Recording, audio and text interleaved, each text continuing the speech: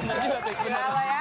Gue gak ikutan ya. Lo ngomongin orang dari tadi tinju-tinju. Tapi menurut gue ya, teman-teman atau saudara-saudara kita di DPR itu nggak bertinju, tahu? Apaan? Seperti kata Gus Dur, mereka itu seperti anak taman kanak-kanak. Kalau anak taman kanak-kanak itu cuma dorong-dorongan. Dorong-dorongan. Jadi kalau Dorong-dorongan lagi. kalau pukul-pukulan apa dong? Kalau pukul-pukulan anak SMA. Oh, tawuran.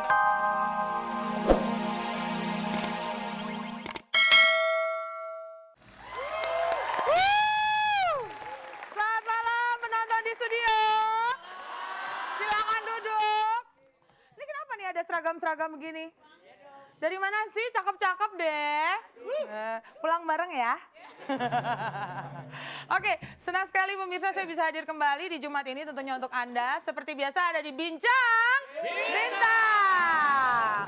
Terima kasih untuk Kang Ade dan Idea Percussion yang masih menemani saya. Dan malam ini saya punya tamu yang seru-seru banget. Tahu yang ricu-ricu kemarin kan? Hari ini saya akan memanggil, saya sudah mengundang salah seorang aktor laga yang dulunya ganteng banget, tapi sekarang adalah anggota DPR. Dia adalah Dede Yusuf. Tuh, Tisha. Dan saya juga punya seorang raja reality show di Indonesia. Siapa lagi kalau bukan Mas Helmy Yahya.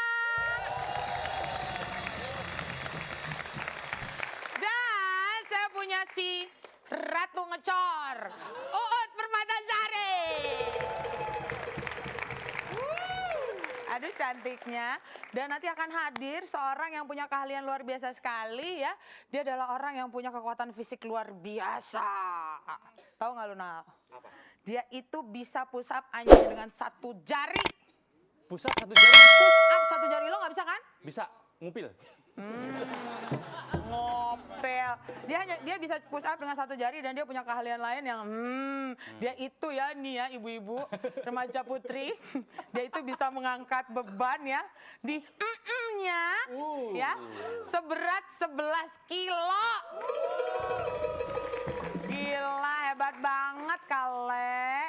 Dan saya juga mengundang Anda untuk menentukan siapa yang akan berhadapan dengan Jengis Khan nantinya di kursi panas kita. Apakah Mas Helmy Yahya atau Mas Dede Yusuf? Ketik BB spasi A untuk Helmy Yahya dan BB spasi B untuk Dede Yusuf. Kirim ke 6288 dan nanti 2 orang akan mendapatkan Rp500.000. Sekali lagi saya minta tepuk tangannya. Terima kasih dan sekarang kita sambut sahabat saya, Iwel.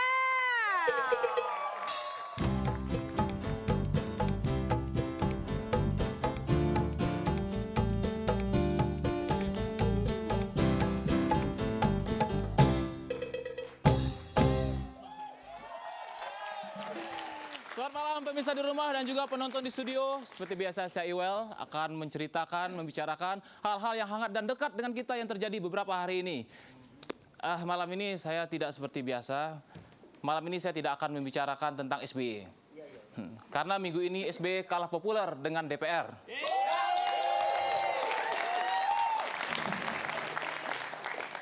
Menurut saya, DPR perlu mengundang petinju Chris John untuk melakukan rapat dengar pendapat.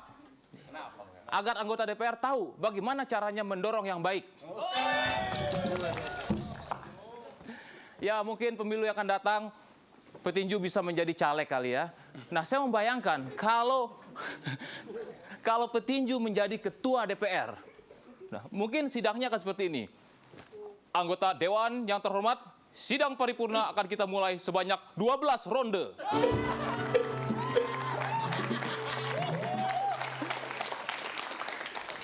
Tapi kita lihatlah sisi positifnya ya. Kali aja kericuan di DPR kemarin disaksikan orang-orang Malaysia. Terus mereka bilang, Pakcik bahaya Pakcik. Sesama mereka aja berkelahi apalagi kita.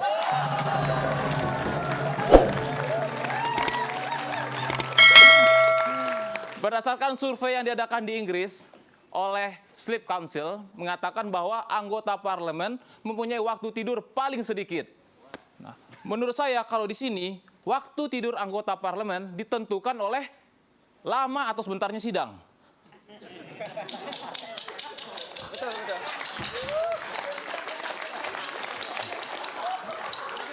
Nah, sekarang kita ini bicara tentang tinju beneran ya. Nah, sekarang tinju beneran aja ya. Biasanya di sini kalau kita nonton di TV pertandingan tinju diselingi oleh tari-tarian, ya enggak? Ya. Nah, kalau pertandingan sepak bola biasanya diselingi oleh tinju. Antar pemain.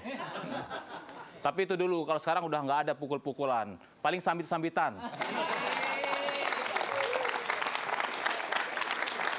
Nah, saya melakukan survei. Menurut saya, komentator olahraga yang paling kejam adalah komentator olahraga tinju.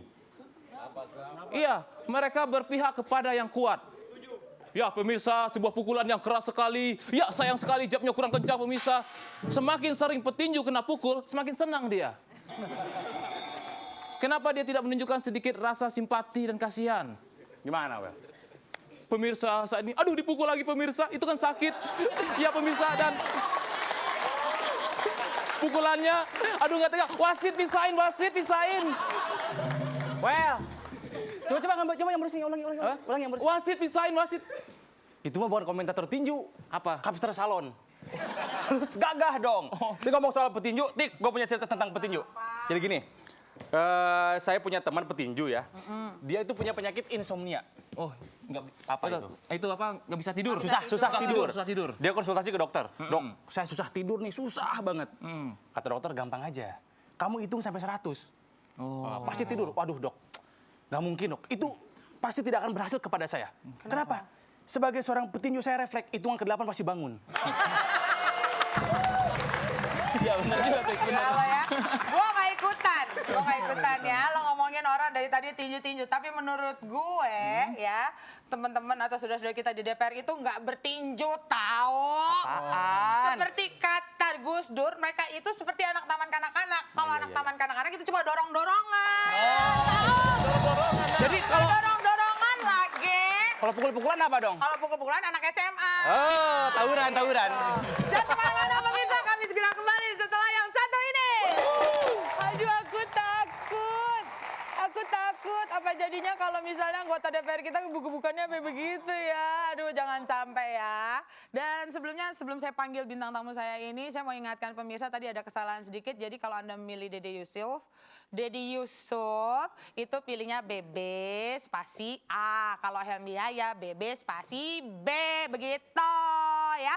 Dan langsung aja kita panggil ini mantan juga enggak ya, aktor laga, presenter, mantan foto model, dan sekarang anggota DPR RI Komisi 7, Yusuf Macan Effendi.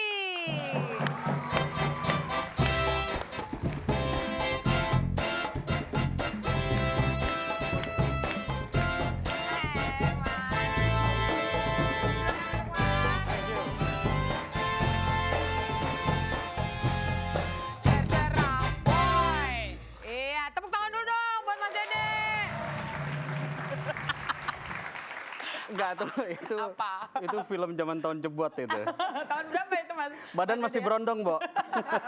Badan juga masih oke loh, kalau sekarang udah agak-agak pager di mana-mana gitu kali ya. Tapi kalau misalnya nonton tadi, kangen lagi nggak sih Mas Dede? Ingat pacar lama?